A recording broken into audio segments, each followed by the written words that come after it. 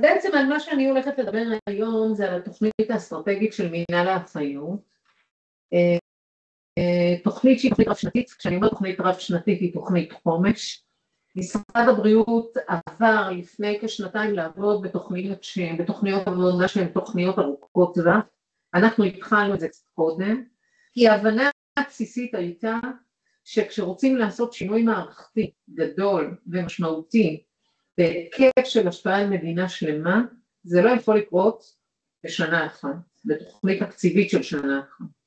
צריך בעצם להבין שיש פה תוכנית שהיא ארוכת טווח, שהיא מתפרסת על פני כמה שנים, יש לזה היבטים שונים לעובדה שהיא מתפרסת על פני כמה שנים, ובסופו של דבר, כלל המשאבים או ההסתכלות על התוכנית הזו, היא מעבר להסתכלות נקודתית על פעולה כזאת או אחרת שנעשית בנקודת זמן כזאת או אחרת, אוקיי? אז מי אנחנו, שאנחנו מדברים פה עלינו כעל מי שבעצם מביא תוכנית אסטרטגית לשולחן העבודה של משרד הבריאות? מינהל האחיות הוקם כגוף מיניסטריאלי, הוא היה קיים עוד לפני, אבל כגוף מיניסטריאלי במתכונת הזו, בתוך משרד הבריאות, הוא הוקם בשנת 1994, זה לא כל כך הרבה מאוד שנים. לפני זה, זאת הייתה מחלקה שטיפלה באחיות, היא ישבה אפילו פה בצריפים בשיבא, וכולם פה צעירים, אז הם לא מכירים את האנשים עצמם ואת ההיסטוריה הזו, אבל זאת הייתה מחלקה שעסקה בחלקים מאוד מאוד מסוימים, בליבת העיסוק של האחות, בתוכניות ההכשרה, קצת בבתי הספר, בתקופות של בקום המדינה, בהבאת עולים חדשים ובהטמעה שלהם, פחות בסטנדרטים וברגולציה בשנים האלה. משנת 94, זאת יחידה שהיא חלק מיחידות המשרד, היא יחידה עצמאית במשרד. כשאני אומרת יחידה עצמאית, האחות הראשית הארצית היא כפופה ישירות למנכ"ל, ובעצם חברת הנהלה, היא סמנכ"לית, היא חברת הנהלה, היא מתוקצבת, המחלקה הזאת מתוקצבת בנפרד, על כל הדרישות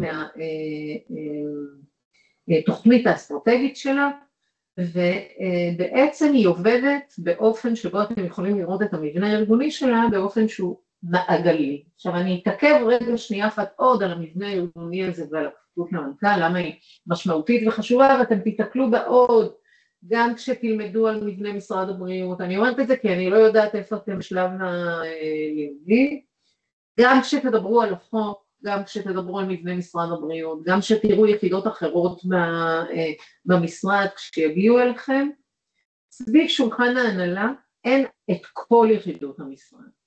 כל היחידות המקצועיות של המקצועות הפארה-רפואיים, פסיכולוגיה, בריאות הנפש, עבודה סוציאלית, ריפוי בעיסוק, רפואה, כולם כמקשה אחת כפופים למינהל הרפואה, אוקיי? שאר היחידות הן יחידות רוחב, כמו היחידות הטכנולוגיות, יחידות המחשוב, יחידות הבינוי, חטיבת הרפואה, אלה יחידות שנמצאות סביב שולחן ההנהלה.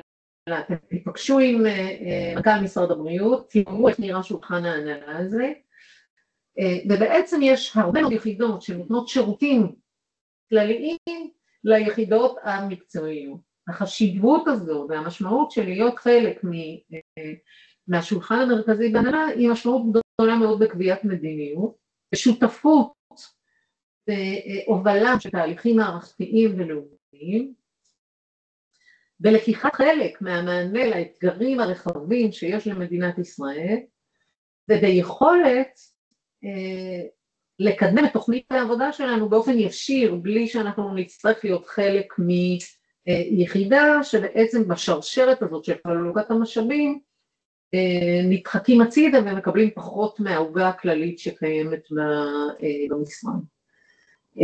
כשמסתכלים על תפקידים מאוד מאוד בכירים במערכת, אפשר לראות שהאחיות הראשיות במרבית בתי החולים, אולי היום כבר בכולם, גם הן חברות הנהלה. ושוב, בדיוק בגלל אותה פרספקטיבה, ובגלל אותה יכולת להשפיע במקום שהוא המשמעותי ביותר, בשולחן שבו נקבע את המדיניות, ובעצם לחלוק במשאבים שיש, וגם באתגרים שיש באותה צורה. אוקיי? אז זה נקודה אחת של מי אנחנו, יש לנו מספר מחלקות, אנחנו תכף רגע נדבר גם על המחלקות שלנו, ובעצם אנחנו עובדים בעולם שהוא עולם של ממשקים ושל אקוסיסטם, אנחנו לא מבודדים כסקטור בתוך המערכת, למרות שאנחנו מייצגים את סקטור האחריות, אין שום פעולה שאנחנו מבצעים פה בתוך המנהל שלנו, במרחב העבודה במשרד הבריאות ובכלל במרחב העבודה בשדה הממשלתי הציבורי, שהיא לא מחברת את כל האקוסיסטם ויוצרת שותפויות רבות לקידום הנושאים המרכזיים שבהם אנחנו עושים.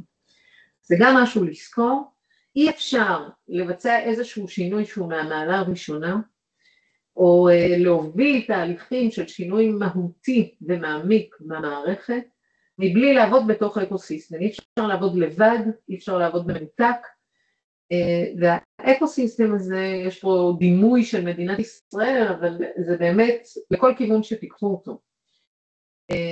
זה גם למערכת שמקבלת או מספקת את השירות, זה גם למערכת ההכשרה, זה גם למשרדי ממשלה מקבילים ואחרים, וזה היופי בתפקיד הזה, ובעבודה שאנחנו עושים פה בתוך מנהל האחריות, שהשמיים הם הגבול, אנחנו בעצם יכולים ליצור הרבה מאוד שותפויות, הרבה מאוד מיזמים משותפים עם הרבה מאוד גורמים, כדי להוביל תהליכים שהם ארוכי טווח ומשמעותיים גם בהשגת התוצאות שלהם. למדנו שיש הבדל בין לעשות פעולה או תוכנית שאנחנו עושים אותה לבד, לבין פעולה שהיא פעולה רחבה מאוד, שהיא מגייסת הרבה מאוד שותפים, שהיא יוצרת תהליכים של אחריות משותפת, והובלה של שינויים בסדר גודל שהוא מהמעלה הראשונה. עוד נקודה רגע לזכור, זה שבעצם גם המבנה התפקודי שלנו הוא שונה ומאוד ייחודי במשרד. אנחנו מהווים one stop shop לכל התחנות שבהן עוברת האחות ויוצרת את הקשר שלה עם משרד הבריאות, ולמה אני מתכוונת. במשרד, ביחידות השונות, יש יחידות מספקות שירותים כמו שאמרתי קודם. הבחינות נעשות ביחידה אחת של בחינות, הרגולציה נעשית במקום אחר של רגולציה, אחריות על הקופות נעשית במקום אחר, אתם תראו את זה לא מקשפים ממנו. אנחנו עושים את הכל, למרות שיש יחידות יועצות במשרד שהן יחידות לאותו תחום. אז אם אני מנסה לתאר את המעגל הזה באופן כללי, ולספר לכם איך המעגל הזה נראה לתחנות השונות שלו, אז אני אתן רק דוגמה, ושוב אני מניחה שכשאתם תכירו את האנשים שעובדים במנהל האחריות, אתם גם תראו את המבנה הארגוני שלנו. אני סטודנטית ומעניין אותי, או אני אפילו לא סטודנטית, אני מתעניינת בלימודי אחיות, אז מיכל יהודאי היא זאת שאחראית אצלנו על כל מערכות המידע, ועל האתרים השונים, ועל הקשר שלנו עם הציבור דרך האינסטגרם והפייסבוק והטיק טוק וכדומה. כבר היום יכולתם לראות פרסום חדש לנושא של 7 אחיות ל1,000 נפש שאני עוד מדבר עליו, ואני מבקשת שמי שפה בתוך הקבוצה הזאת לא נרשם לפייסבוק או לאינסטגרם של מנהל האחריות, אולי יעשה את זה ממש בימים הקרובים, כי משם אפשר לקבל את המידע גם על תוכניות, גם על שינויים, וגם על אירועים מאוד משמעותיים שקורים במערכת, ומשמעותיים כשאתה הופך להיות חלק מרשת. אז אני חוזרת, אם אני מתעניין, אני אכנס לאתרים השונים ואני אוכל לקבל מידע. אם אני רוצה ללמוד, אז אני אפגש עם מחלקת הסמכה. מחלקת הסמכה אצלנו היא זאת שמנהלת את מערך ההסמכה, מערך ההכשרה והאחריות במדינת ישראל. גם פה זה מאוד שונה מרפואה למשל. למה זה מאוד שונה מרפואה? אני אחזור לזה עוד דקה אחת, אחרי שאני אסיים את כלל המחלקות. אז אמרנו מחלקת הסמכה, יש לנו את המחלקה של הגר, שהיא מחלקה להנחיות. אני רק מוודא שאנחנו בשקף השני, כן? כן, אנחנו בשקף השני. המחלקה להנחיות מקצועיות שמטפלת ברגולציה ובליבת העיסוק של האחות, יחידה בינלאומית, יחידת מחקר, יחידה שעוסקת בפיתוח המקצועי ובניהול מסלולי הקריירה של אחיות במדינת ישראל וכדומה וכדומה, ביחידת הרישוי כמובן. זאת אומרת שאם אני מתחילה בנקודה מסוימת על הגלגל הזה, לא משנה באיזה נקודה אני אתחיל, אני יכולה להשלים בצמתים שונים בקריירה שלי את המענה ואת הקשר שלי עם מנהל האחיות במדינת ישראל. זה מאפשר לנו ליצור הסתכלות שהיא מאוד מאוד רחבה וכוללנית, ואם אנחנו יוצרים איזשהו שינוי בנקודה מסוימת על הגלגל הזה, אנחנו יכולים להטמיע את השינוי הזה ובעצם להבטיח שהשינוי יוטמע גם בתחנות האחרות, אוקיי? למשל, אם אני שיניתי עכשיו איזשהו תחום עשייה בליבת העיסוק של האחות, אני יכולה לשאול על זה בבחינת הרישוי, אני יכולה לבצע על זה בקרה, אני יכולה לספר על זה במפגש הבינלאומי שאני נמצאת בו, וכדומה. אז למבנה ארגוני כזה, שהוא בעצם מאפשר להשיג את כל המטרות ולהשלים תהליכים ולסגור מעגלים, יש משמעות מאוד מאוד גדולה בתוך משרד הבריאות ובתפקוד שלנו במשרד הבריאות, ובפרט בעצמו זה מאפשר עצמאות מאוד מאוד מאוד גדולה בהובלת תהליכי רוחב ובהשלמת התהליכים על כל תחנה. אז גם המיקום במשרד והכפיפות למנכ"ל, גם שיתופי הפעולה והממשקים באקוסיסטם, וגם מבנה שהוא מבנה ארגוני מעגלי שמשלים וסוגר מעגלים שונים בצמתים שונים שבהם אנחנו פוגשים את האחר, הוא קריטי להבנת התפקוד שלנו. עכשיו אני אתן לכם דוגמה יותר קונקרטית, שמדברת על תהליך שינוי מרכזי שאנחנו הובלנו בחומש האחרון. אנחנו עדיין בעיצומו, יש לנו עוד 2 לסיום החומש, בשביל פחות או יותר להבין איך אנחנו פועלים בהובלת שינוי, ואולי לקבל השראה לתהליכי שינוי שאתם מובילים בארגונים כמו שלכם, אוקיי? אז אני עוברת רגע לשקף הזה שמדבר על מודל קלאסי של הובלת שינוי, שבוודאי נתקלתם בו. הוא מתחיל מזה שאני בעצם מודע לתחום או לנושא שאותו אני רוצה לשנות. אני מבין שאני לא יכול לשנות שום דבר בהיקפים כאלה גדולים של מערכת לבד, אז אני מקים צוות הובלה שמוביל את השינוי הזה. ביחד אנחנו מפתחים חזון ואסטרטגיה לאן אנחנו רוצים להגיע, מטרה ברורה, ברת הסתד שאותה אנחנו נוכל לראות במהלך הדרך.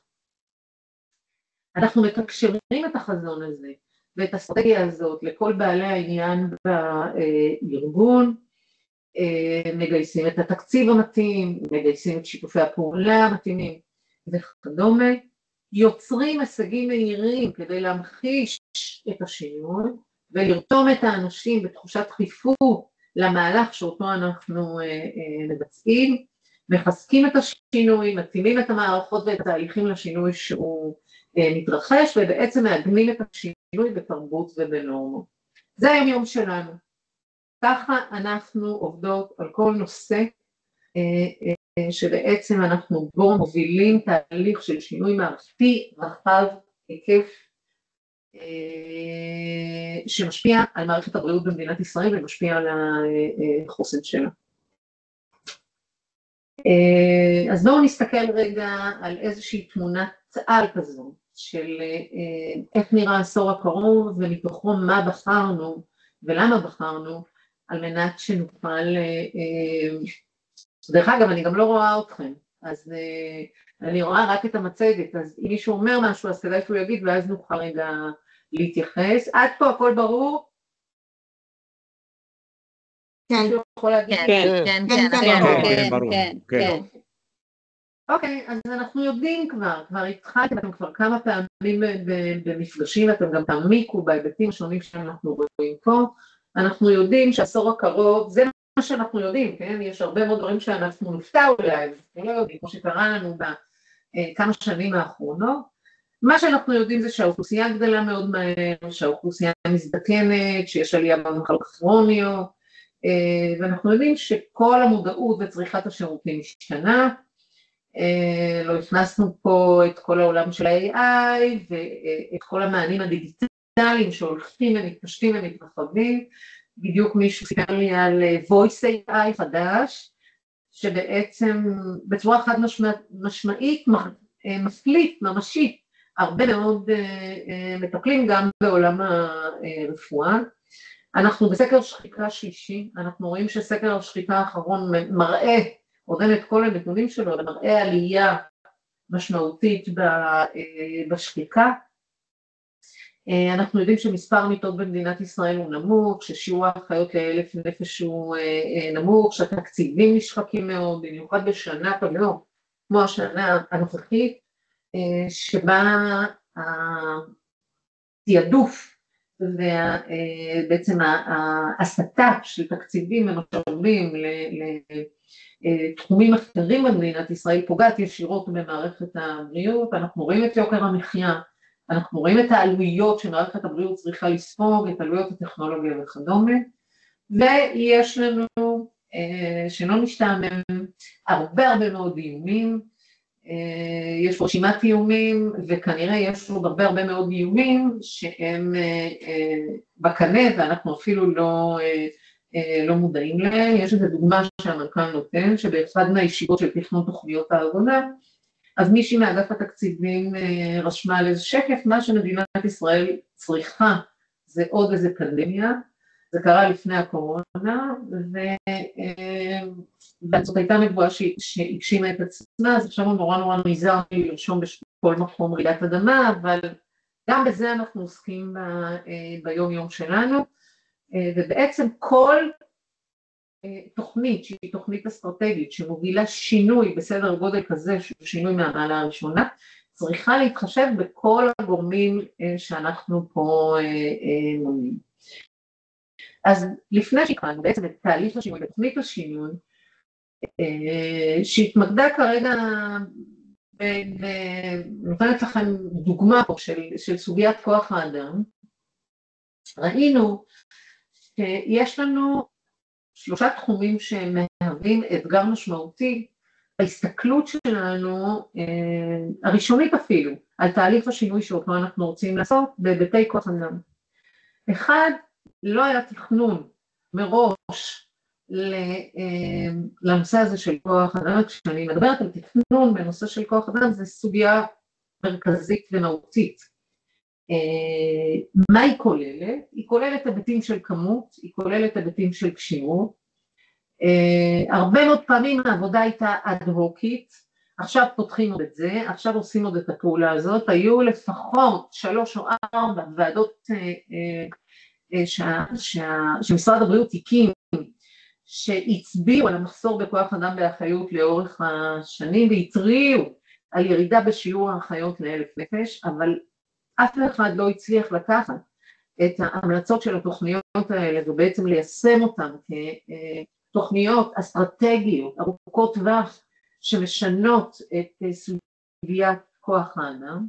בשביל לעשות תכנון ארוך טווח לכוח אדם, צריך נתונים. אי אפשר לתכנן כוח אדם מבלי שאנחנו רואים את תמונת המצב הנוכחית, מבלי שיש לנו נתונים שהם נתונים אונליין לתמונת הכוח האדם החסרה, זה בדיוק איפה ובאיזה רמת כשירות. אני יכולה לספר לכם שבתחילת, כאילו ממש בתחילת שנות 2017, הייתה פה עלייה לרגל למשרד, עם הרבה מאוד צעקות, ואז היה צריך להבחין בין צעקות לבין מצוקות אמיתיות, של הגריאטריה, של הפסיכיאטריה, של בריאות הציבור, שלא הצליחו לאייש את התקנים ולא הצליחו לאייש את התפקידים השונים בתוך המערכים שלהם, ובעצם טענו שהם מקבלים כוח אדם שהוא לא מספיק איכותי מבחינת איכות השירות שאותו הם רוצים לתת למטופלים שלהם. אז גם לא תכנון, גם לא יכולת לאסוף נתונים שיטתית ולהסתכל לטווח ארוך. דרך אגב, זה מאפיין את המשרד גם למקצועות אחרים, אתם תשמעו את אותה דוגמה גם אצל הרופאים, ובעצם היעדר חשיבה עם כלים ופתרונות רלוונטיים לפתרון הבעיות האלה, כלים רלוונטיים לשוק העבודה, לשינוי במאפיינים של מי שפונה למקצוע, לשינוי במאפיינים של מי שנמצא בשוק העבודה לאורך הזמן, ובאיזושהי הסתכלות שאנחנו קוראים לה הסתכלות דיכוטומית של איך אנחנו משפיעים על הזרם, על מי שנכנס לתוך המקצוע, איך אנחנו מביאים עוד אנשים בסופו של דבר נגדם בעיה של מחסור, ובמקביל איך אנחנו משמרים את המלאי הקיים של כוח האדם שנמצא במערכת. אז בעיה מהסוג הזה, שהיא בעיה של מחסור בכוח האדם, עונה לכל ההגדרות. זה חורג מאירוע בודד, יש לזה הרבה מאוד שחקנים והרבה מאוד אינטרסים, וזה מצריך חזון והתמדה, שיתוף פעולה ורשות על פני זמן. זאת לא פעולה שאנחנו נקום בבוקר ונגיד, אוקיי, היום אנחנו במחסור, מחר האירוע הזה משתנה. יש לנו 4 תחומים מרכזיים שאנחנו פועלים בהם על מנת לטפל גם בסוגיית המחסור בכוח אדם. כי אנחנו מבינים שכשמדברים על מחסור בכוח אדם לא מדברים רק על כמה אחיות מדינת ישראל צריכה, או מה יהיה שיעור האחיות ל-1,000 נפש. מדובר על הסדרת כוח אדם ותשתיות, כדי לטפל גם בשחיקה ולטפל במלאי, לעדכן מפתחות תקינה באזורים מסוימים או בתחומים מסוימים שהטיפול בהם משתנה, ואין הלימה בינם לבין האופי של הטיפול שניתן. זה קשור להכשרה ולכשירות שאחים ואחיות עוברים, כי בסופו של דבר אנחנו רוצים שכשאנחנו מדברים על מחסור בכוח אדם, כל אחות, וזה בנפשנו, ולא משנה באיזה מקום היא תהיה, מה יהיה מתאר העבודה שלה ואיזה שירות היא נותנת, רמת ההכשרה והכשירות שלה יהיו הגבוהים ביותר. אנחנו מדברים על עשייה מקצועית ומתן טיפול, על רגולציה בסטנדרטים ובנהלים שבעצם יוצרים רף אחד של עשייה ברחבי המדינה כולה, בין ההבדלים בין הארגונים השונים, וכמובן שאנחנו מדברים על פיתוח מנהיגות ורישות, כי לבד אנחנו לא יכולים לעשות תהליך של שינוי כל כך גדול, אלא אנחנו צריכים רשת של מנהיגות ומנהיגים שמדברים את אותה שפה. זה הבסיס לתוכנית אלה, וזה הבסיס לתוכנית נטע, שמדברים את אותה שפה, שהם שותפים שלנו להובלה של התוכנית האסטרטגית, ובעצם ביחד אנחנו יוצרים את הכוח המניע שמוביל תהליכים ארגוניים רחבים בארבעת התחומים האלה בשטח, אוקיי? אז אני חוזרת רגע ומדייקת ואומרת עוד פעם, אני מחזיקה את הכותרת של כוח אדם חסר או מחסור בכוח אדם, ויש לזה אפילו פרמטרים שהם פרמטרים כמותיים, אבל את ההבנה הבסיסית והמהותית שאי אפשר לטפל בכמות כוח אדם, אם לא מטפלים בתשתיות, אם לא מסדירים את התפקידים, אם לא מטפלים בהכשרה ובכשירות, אם לא נוגעים בליבת העיסוק של האחות ומחזיקים אותם, ואם לא מפתחים מנהיגות ורשת. אני אחזור לעיגול שדיברתי עליו דקה אחת קודם, ואני אגיד שבעצם כל 4 המרכיבים האלה נמצאים בתוך המעגל שלנו, בתוך מעגל התפקוד שלנו. ואולי אחת הדוגמאות זה הנושא של הכשרה וכשירות. אם אני אקח מקצוע אחר במשרד הבריאות, ניקח לדוגמה את הרופאים או את הדיאטנים או לא משנה מי, בעצם המל"ג קובע את תוכנית ההכשרה ומגדיר את תכני ההכשרה ביחד עם הדיקנים ועם האוניברסיטאות, ובעצם הממשק האקדמי הוא מול המל"ג. הממשק שלנו הוא מול המל"ג גם, אבל הממשק שלנו הוא גם ישירות מול גופי ההכשרה עצמם. שזה שוב חלק מהיכולת שלנו במינהל להוביל שינוי, ובכלל של המשרד להוביל שינוי. למה אני מתכוונת? ליבת ההכשרה של אחות נקבעת על ידי מינהל האחריות.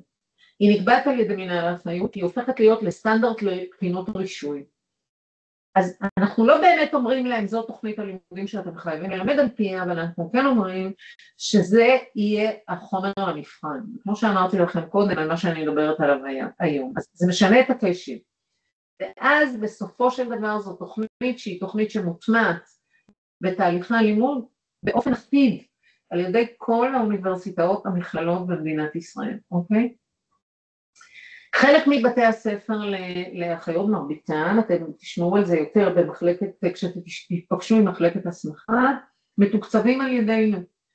זאת אומרת שאנחנו פועלים למולם בקביעת תוכנית הלימודים שלהם, בקביעת היקפי תוכנית הלימודים, ובעצם יכולים להשפיע בצורה הזו, גם על היקפי הפעילות שלהם וגם על הבעיה המרכזית שאיתה אני מובילה את הדיון הזה היום, שהיא בעיית המחסור בכוח אדם. תוכניות הלימוד והקורסים על בסיסיים נמצאים בבתי הספר לאחרים. אז אם בנקודת זמן מסוימת אנחנו נתקלים באיזשהו מחסור בכוח אדם שהוא לא מחסור בכמות, הוא יכול להיות מחסור בקשירות מסוימת, יש לנו את היכולת לפעול ולתת מענה על מנת לצמצם את הפעם. עד פה אנחנו בטוב? שאלות? מישהו? אנחנו בטוב. אם יש שקט ככה, אז כנראה הכל בטוב. פשוט כולנו במיוט. לא, זה בסדר, אני פשוט לא רואה אתכם. לי יש שאלה, שושי. אוקיי, מי ששואל שיגיד מי הוא, כי אני שוב. בלה, מרכזת פיתוח משיבה. כן, בלה, כן. אז את אומרת בעצם שקשירות זה משהו שלמינהל האחריות יש לו השפעה עליו, אבל הנושא של התקנים זה לא משהו שאפשר להשפיע עליו, זה רק דרך משרד האוצר? זה לא משהו שבא ממינהל האחריות? שוב, מינהל האחריות לא מחזיק סל של תקנים, אבל גם לא מחזיק סל של תקנים לאף מקצוע אחר, לא רק לאחריות. הוא לא מחזיק תקנים לרופאים, הוא לא מחזיק, אבל הוא נמצא סביב שולחן קבלת ההחלטות, זה מה שאני אומרת. שזה אומר שלמשל אם פותחים את שיבא נגב עכשיו, אז מאוד מאוד ברור איך אנחנו דורשים שזה יעבוד לפי מפתחות תקינה, ואיך אנחנו מתאמים את הצרכים למול המשאבים. או אם פותחים מיטות בבתי החולים השונים ברחבי הארץ, אז אנחנו יודעים להגדיר כמה תקנים אנחנו מבקשים לכל מיטה. או אם אנחנו פועלים למול ועדה מייעצת של תחום מסוים, כמו למשל האונקולוגיה, או הקרדיולוגיה, או כל תחום אחר שהיה עכשיו לאחרונה, או הנוירולוגיה, שעשו עבודה מאוד מאוד מאוד מאוד מקיפה, היא גם קובעת את סטנדרט התקינה. אם את שואלת אותי, בלה, אם אנחנו מחזיקים פה במשרד הבריאות תקנים פיזיים יכולים לחלק אותם? לא, אין כזה, לא. אין. זאת אומרת, אתם יכולים להמליץ על כמה אנחנו נצטרך לסוג של אנחנו יכולים לקבוע, אנחנו יכולים להמליץ, אנחנו יכולים לעשות בקרה ולהגיד לכל המקצועות שבעצם זה הסטנדרט והמחלקה הזאת או היחידה הזאת לא תיפתח אם לא ייתנו לה את המשאבים והתקנים המתאימים. והרבה מאוד פעמים נמצאים בשיח ובמשא ומתן מול האוצר. למשל עכשיו אנחנו מבקשים עוד 250 תקני אחיות מומחיות בשנה בתוכנית העבודה שלנו, אז יש הסכמה סביב שולחן קבלת ההחלטות של המשרד על הכמות הזאת, והמשא ומתן הוא מול האוצר. בסדר גמור, אוקיי. תודה. השקף הזה הוא אולי השקף הכי חשוב שמנחה כל פעולה שאותה אנחנו מבצעים. זה החזון שלאורו אנחנו עובדים, זאת התשוקה שלנו וזאת השליחות שלנו. אנחנו רוצים אחיות ואחים שהם עצמאיים בטיפול, שהם יודעים לחשוב, שהם יודעים לקבל החלטות, שיש להם את רמת הידע והמיומנות הנדרשת במקום שבו הם נמצאים, שהם משמעותיים בתהליך הטיפולי באופן עצמאי. עצמאות בטיפול היא מוטיב שמלווה את כל תחומי העשייה שלנו. אנחנו מאמינים שהמערכת צריכה ופועלים כדי שבמערכת יהיה הון אנושי בהיבטים של כמות ואיכות ושמירה על כשירות, כמו שאמרנו קודם, ופיתוח מקצועי. אנחנו מאמינים במנהיגות, בכם, אני כבר שומעת שזאת כיתה מדהימה, ברישות ובחוסן של האחיות בכל הרמות, ביכולת שלכם להתחבר לתמות האלה ולהוביל אותם למהלך הקריירה המקצועית שלכם. אנחנו מאמינים בזה שבעצם אמור להיות נר לרגלינו פיתוח מסלולי הקריירה והמומחיות של אחים ואחיות במערכת. אתם תכירו, אולי אפילו יש לנו פה איזשהו שקף שמראה את זה, אבל אתם תכירו היטב את מסלולי הקידום והקריירה.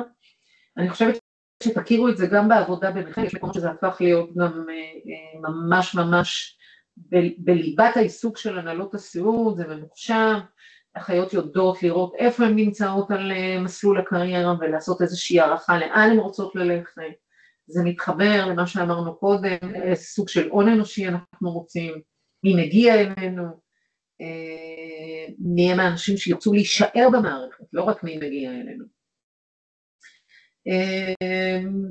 אנחנו רואים את העבודה שלנו כעבודה שיש בה שותפות עם אנשי צוות אחרים, ובעצם אנחנו גם חלק משמעותי מהצוות שנותן את המענה לאתגרי מערכת הבריאות, כמו אצלכם, כמו בכל מקום, כשנוצר איזשהו אתגר שהוא ברמה לא צפויה, שיש בו אי ודאות, אתגר מערכתי שהוא מורכב, המחוברות שלנו לנושא הזה והפעולות שאנחנו מבצעים הן משמעותיות, והן תופסות מקום מאוד מאוד מרכזי במענים שמשרד הבריאות ומערכת הבריאות נותנים. יש לכם פה את תמר, היא יכולה לספר לכם על, אם היא לא סיפרה כבר, על מה שקורה עם החטופים השבים ועל הפרויקט שהיא מובילה בקהילה. הגר יכולה לספר על המעורבות שלנו בפרויקטים שהם פרויקטים לאומיים בנושא של גריאטריה, לימור תספר על פרויקטים שאנחנו עושים בעולמות של חוסן, באמת הרבה מאוד דברים שהם במעגל האסטרטגי של המשרד, שונים אצלנו. אתמול נתתי הרצאה בנטע, בדרך למעלית, לא נתנו לי ללכת, ובדרך למעלית ניגשה אליי אחת המשתתפות המרשימות, ואמרה לי שהיא שומעת מפרה שלה, שהיא בהנהלת המשרד, שבכל פעם שצריך לחשוב איך לפתור בעיה מסוימת, אז אנחנו נמצאים בשיח הזה, ובעצם לוקחים חלק בפתרונות. אני בטוחה שככה זה אצלכם. זה באמת חלק מה-DNA שקיים באחריות במדינת ישראל, בוודאי במנהיגות הבחירה שלה, וזה חזון שאנחנו רוצים שהוא יוטמע בקרב אחיות בכל מקום שבו הם נמצאות ונמצאים. זה מתורגם לתוכנית אסטרטגית של המשרד, גם המשרד אימץ את התוכנית האסטרטגית של חומש, האמצע, זה מה שדיברתי עליו קודם, 4 הרכיבים המרכזיים הלבנים, חשוב להכיר שזה גם 4 הרכיבים המרכזיים של ארגון הבריאות העולמי, של הצוות האירופאי שאנחנו שייכים אליהם, מדינות העולם השונות מאוד שונות. אני חושבת שאולי כדאי שתהיה גם איזושהי הרצאה של רבקה, ואז אפשר יהיה להבין את ההבדלים. לפני השיחה הזאת איתכם הייתה לי פגישה של אחיות ראשיות באירופה, ובאמת בצניעות אני אומרת, אני לא רוצה להתפאר בעשייה שלנו, אבל היא ממש פורצת דרך ומובילה. נבנתה תוכנית הכשרה על ידי צוות בהובלה של הגר, ואנחנו כל הזמן מקבלים פניות מארגון הבריאות העולמי להפוך את זה לסטנדרט של הכשרה בעולם כולו, ובאמת השונות היא מאוד גדולה. השונות היא גם בגלל המבנה הארגוני, במיקום של האחים והאחיות הראשיים של המדינה, במבנה הארגוני שלהם. אין הרבה מדינות שיש בהם אחות ראשית, וזה מיד מורגש ההבדל. אם היא כפופה בכפיפות הניהולית שלה לאיזושהי יחידה להנחיות מקצועיות, או לרופא, או בכלל במדינות מסוימות, הן לא קיימות בכלל במטה של משרד הבריאות, ואם הן קיימות, אז הן קיימות ממש בתחתית הסולם, אז יכולת ההשפעה שלהן בהובלת השינוי היא מאוד מאוד מאוד מצומצמת.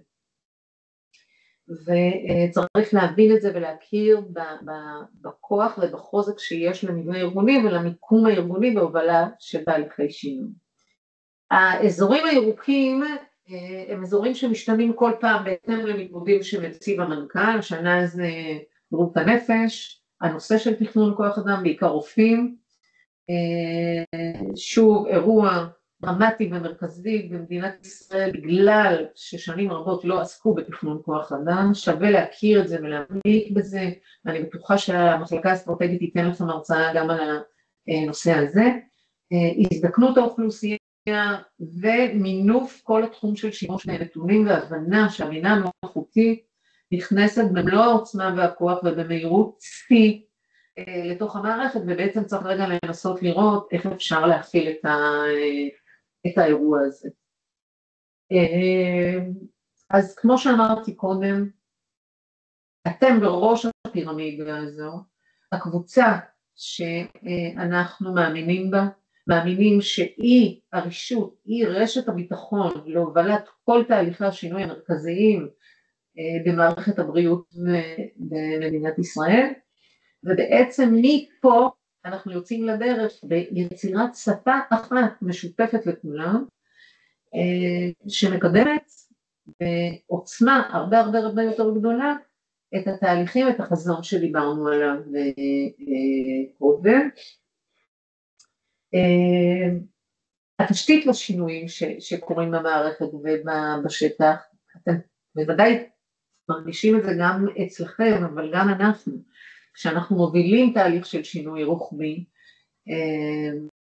אם זה הנושא הזה של כוח אדם, או אם זה הנושא של פיתוח מקצועי, אנחנו יודעים להגיד בצורה מאוד מאוד ברורה, שיש 4 מרכיבים הכרחיים כדי שאפשר יהיה להראות במודל השינוי איזה שהם הישגים ראשוניים משמעותיים. לתהליך השינוי צריכה להיות אחריות, צריך לייחס אחד לשני כוונות טובות, צריך להיות אמון בין השותפים בהובלת השינוי, וכמובן צריך להדגים יכולת של ביצוע. אז אני אתן לכם דוגמה גם לנושא הזה. אני חוזרת עוד פעם בכוונה כדי לחבר את הדברים אחד לשני. אני עוד פעם אומרת, אנחנו לא מדברים רק על שינוי בכיוון אחד שהוא שינוי של כמות, אנחנו מבינים שכדי למצב את המקצוע וכדי להגדיל את הביקוש וכדי שיהיו לנו מספיק אחיות בהיבטי כמות במדינת ישראל, אנחנו צריכים להשפיע על האיכות, על רמת ההכשרה, על רמת הכשירות, על התפקוד בשטח שיאפשר גם עצמאות בתפקוד וגם תהליך של פיתוח מקצועי. אז אחת הדוגמאות הקלאסיות שמלמדים אותם בהרבה מקומות, היא הדוגמה של אחות מומחית בקהילה. אחות מומחית בקהילה, גם פה יש איזשהו תהליך שאנחנו עוברים עם האחיות המומחיות, שאתם בוודאי תשמעו עליו מהילה. היה אחד התחומים הקריטיים והמשמעותיים בפיתוח מודל הפיתוח המקצועי של אחיות בכלל ושל אחיות מומחיות. למה? כי אנחנו רואים את הטרנד הרחב בשנים האחרונות של מעבר להרחבת המענים שניתנים על ידי הקהילה במערכת לאתגרים השונים שלה, ומבינים שהממשק הזה בין הצוותים השונים שעובדים בקהילה, אופי העבודה של רופאי המשפחה, אופי העבודה של האחיות בקהילה, שבירה של תקרת הזכוכית ויציאה לאיזשהו תפקיד שהוא תפקיד רחב מאוד בהיבטי העצמאות שלו, ומאפשר לנהל קליניקה שהיא כמעט עצמאית לגמרי, ברמת דומה בהיקפי הפעילות שלה לרופא מתמחה בשלבים מתקדמים. אז יצאנו לדרך לפני שהבנו את המודל הזה, אנחנו לא כאלה חכמים, וידענו את כל המרכיבים שלו כבר מתחילת הדרך, היו לנו נציגים שונים בוועדה מייעצת שעשינו לבניית התפקיד הספציפי הזה, באמת מכל התחומים שיכולנו לחשוב עליהם, גם ממנהלי הקופות, גם מנציגי הר"י, גם מהשטח, רופאים שונים שבעצם עזרו בבניית התפקיד, והתגבשה תוכנית מאוד מאוד מאוד יפה, שמדברת על מרחב הסמכות והאחריות של האחות המומחית בקהילה. התוכנית הזאת הוגשה לוועדה לפעולות חריגות, היא אושרה על ידי הוועדה לפעולות חריגות, בטקס חגיגי מאוד, היא פורסמה לשטח. ברגע שהיא פורסמה לשטח, התעורר גל של התנגדות בלתי צפוי, כולל איומים בשביתה של איגודים מקצועיים של רופאות משפחה בעיקר ממכבי, שראו בתהליך הזה פגיעה משמעותית בליבת העיסוק שלהם, ופגיעה משמעותית ביכולת שלהם להתפרנס. הם לא התייחסו לנו כוונות טובות, הם לא נתנו בנו אמון, וממש לא הייתה להם אחריות משותפת בנושא הזה למתן שירות.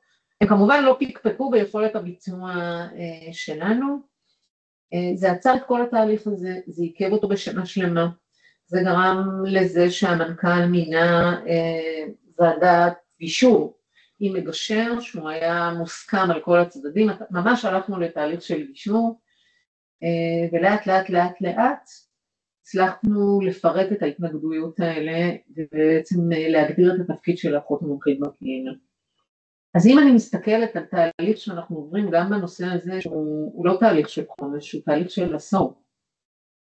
אני יכולה להגיד לכם שהתחלנו ב-2013 בערך עם תחום אחד של מומחיות או שניים, והיום יש לנו כבר קרוב ל-20 תחומי מומחיות, כשההבדל המשמעותי שאנחנו היום פועלים מתוך המודל הזה. האיגודים המקצועיים של הרופאים פונים אלינו, מייחסים לנו כוונות טובות, יש בינינו ובינם אמון, ואנחנו יוצאים לדרך רק אם יש גם אחריות משותפת על בניית התפקיד. וככה אפשר לקדם תהליכים מקצועיים, שבעצם מדברים על מרכיב של כוח אדם במערכת, ונותנים עוד זווית הסתכלות שהיא לא רק חד-מימדית של כמות. אז אם אנחנו מסתכלים רגע על איזשהו שקף שנותן איזושהי תמונה כללית לאיך נראה המערך של אחים ואחיות במדינת ישראל, איך אני יכולה להראות את זה? אני יכולה בכלל להראות שקף מהסוג הזה, כי כמו שאמרתי קודם, אחד הדברים הראשונים שראינו שהוא בעייתי פה, זה העניין של יכולת להראות נתונים או להציג נתונים. וגם פה נעשתה עבודה מאוד מאוד גדולה, לגייס את כל השותפים שמחזיקים בנתונים שקשורים לאחיות, ליצור דשבורד שיכול בכל רגע נתון להציג את הנתונים האלה ולהגיד לנו רגע איפה אנחנו נמצאים. עכשיו, מנהל האחיות גם מנהל את כל הפנקס של האחים והאחיות. אתם יודעים מה זה לנהל את הפנקס? דיברתם על זה כבר היום במאגר?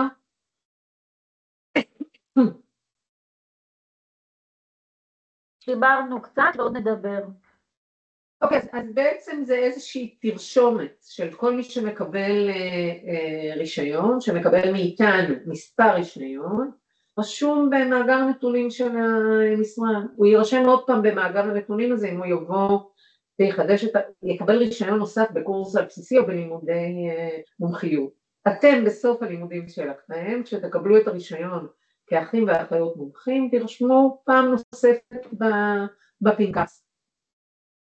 כל מי שרוצה לבדוק אם אתם אחים ואחיות מומחים עם מחשבה כזאת או אחרת, יכול להיכנס לאתר משרד הבריאות ולבדוק האם אתם באמת אחים מוסמכים, האם אתם באמת אחים מומחים, האם יש לכם עוד קורס על בסיסי כזה או אחר. הנתונים האלה נמצאים שם בסטל גדול מאוד של נתונים, והאתגר הגדול היה ליצור את הדשבורד שנותן תמונת מצב ומשפיע על היכולת לקבל החלטות. זה לא חוכמה להתעסק בעולם עצום של נתונים בלי היכולת לקבל תובנות מהנתונים האלה, והיכולת רגע, היכולת לראות את השינוי. זה דוגמה למה אנחנו יכולים לראות במערכות שלנו. אנחנו יכולים לראות מה מספר האחים והאחיות במדינת ישראל ולראות אם אנחנו במגמת עלייה או במגמת ירידה. אנחנו יכולים לראות נתון שמתייחס לכלל האחים והאחיות המוסמכים. ופה אני אחזור רגע שוב לדוגמה הזו של ניהול שינוי בעולמות של כוח אדם. לפעמים בניהול שינוי צריך להיות מאוד מאוד אמיץ. ולקחת גם סיכונים שהם סיכונים רבים או גדולים. והדוגמה שלי בנקודה הזאת היא בעצם לספר לכם שכשרצינו להעלות את שיעור האחיות ל1,000 נפש ובעצם התחלנו מפחות מ6, מ5.4 בנקודת זמן מסוימת, אז היו לנו אחיות מוסמכות במסלולים תלת שנתיים והיו לנו אחיות מעשיות. אנחנו סגרנו בחומש האחרון ואולי טיפה לפניו את כל התוכניות של אחיות מעשיות ואחיות מוסמכות, בעצם עשינו פעולה הפוכה, הקטנו את הכמות של אחים ואחיות שנכנסות בזרם לתוך המערכת, אבל אני מזכירה לכם, היה חשוב לנו לשפר איכות, להעלות את סטנדרט ההכשרה, להפוך את המקצוע למקצוע אקדמי מלא. אז לקחנו את הסיכון הזה, שמצד אחד אנחנו מקטינים משמעותית את כל היקפי האחיות המוסמכות בתוכניות שכולנו, אנחנו למדנו בהן, עוברים לפעולות שיהפכו את המקצוע לאקדמי מלא ומקבלים את כל ההרשאות ומשלימים את כל תהליך האקדמיזציה, ובעצם מעלים את שיעור האחיות במדינת ישראל. אז אומץ ניהולי, יכולת לקחת סיכון במקרה הזה, ובעצם להאמין שיבואו עוד אנשים, אם אנחנו נציע מקצוע שהוא משמעותי, שיש בו את מסלולי הקידום והקריירה, ונקודת ההתחלה שלו היא נקודת התחלה אקדמית. אוקיי? אז אנחנו יכולים לראות את הנתונים, יכולים לראות פה את העיגול הזה בצד, פה הירוק, כמו שאמרתי קודם, התחלנו בסוף 2016, בנתונים שהם פחות מ5, אני מדברת על כלל האחיות במדינת ישראל, לא על המוסקים, וממש ממש בימים האלה, ביום חמישי שעבר וביום ראשון האחרון, בדשבורד נתונים שלנו הופיעה ספרה 7, שהיא ספרת היעד שלנו, ובכמות לחומש הזה. אנחנו הצלחנו להגיע ליעד כשנתיים לפני השלמת תוכנית החומש של המשרד. אפשר לשאול שאלה קטנה? היה שם עיגול, מדברת הדס, אני מבית חולים הדס עין כרם, היה שם עיגול של 5.6 שיעור אחיות מועסקות. אוקיי, אז יש, אני אסביר את הנקודה הזאת, ואני חושבת שאתם תתעכבו עליה הרבה מאוד בהמשך, זו נקודה מאוד מאוד מאוד חשובה ומשמעותית. יש הבדל בין כל הקובץ של כלל האחיות במדינת ישראל, כל מישהו אחות במדינת ישראל, אוקיי? שזה קרוב ל-87,000 אחיות. יש הבדל בין אלה שהן מועסקות, שהן עד גיל 67, אוקיי? שהן בעולם העבודה, והקטגוריה הנוספת הן בין אלה שהן מועסקות. המספר של המועסקות הוא מספר שהוא תלוי תקינה, אוקיי? אני לא יכולה להעלות את שיעור האחיות, אני יכולה להעלות את שיעור האחיות במדינת ישראל כסל כללי, והיום הוא עומד על 7, אפילו 0.6,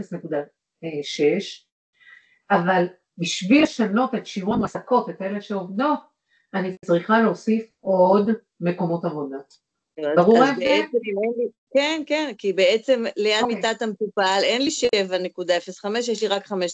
תלוי איפה, במדינת ישראל, תכף אתם תראו אולי נספיק, עוד נתון אחד, במדינת ישראל באופן כולל, יש 5.6 אחיות מועסקות, זה המספר. את יודעת איפה הוא היה? הוא היה בסביבות 4. אבל מה שאנחנו כן רואים במעקב אחרי המספר הזה, שבאופן דרמטי אין כמעט משרות פנויות. שוב, הדברים הם כמו באיזושהי מטריצה, אוקיי? אם אין לי מספיק אחיות, אז שיעור האחיות המועסקות יהיה נמוך, כי אין לי מספיק אחיות ואני לא יכולה למלא את התקנים.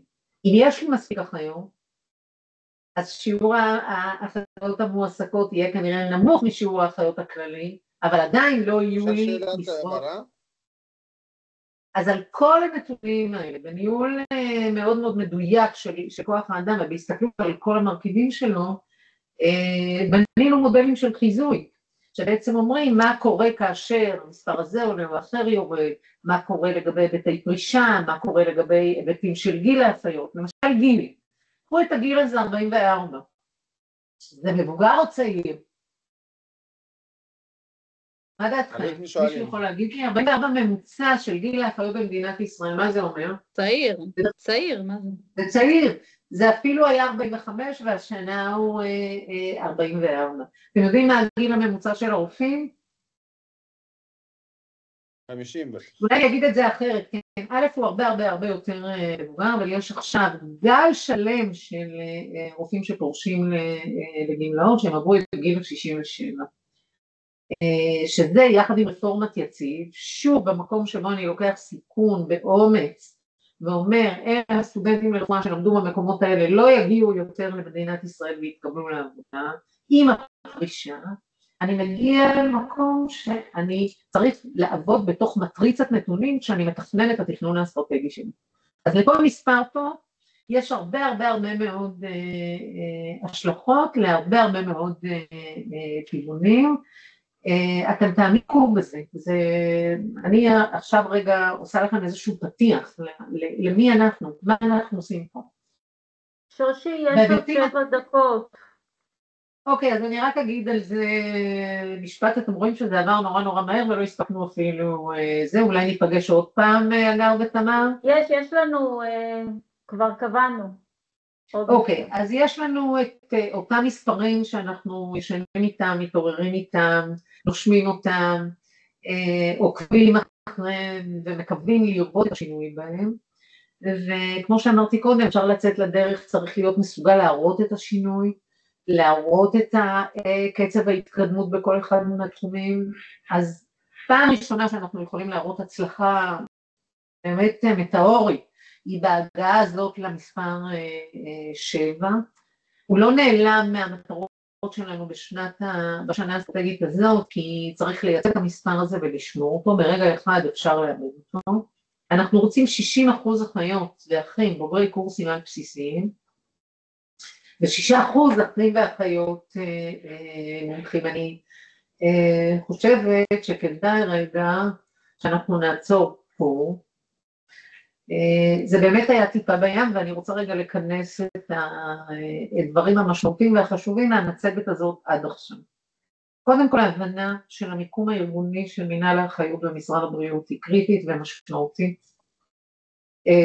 אופן התפקוד של מינהל האחיות בצורה שהיא 360 מעלות, שבעצם יכולה לתת מענה לכל התחומים השונים, היא מאוד משמעותית.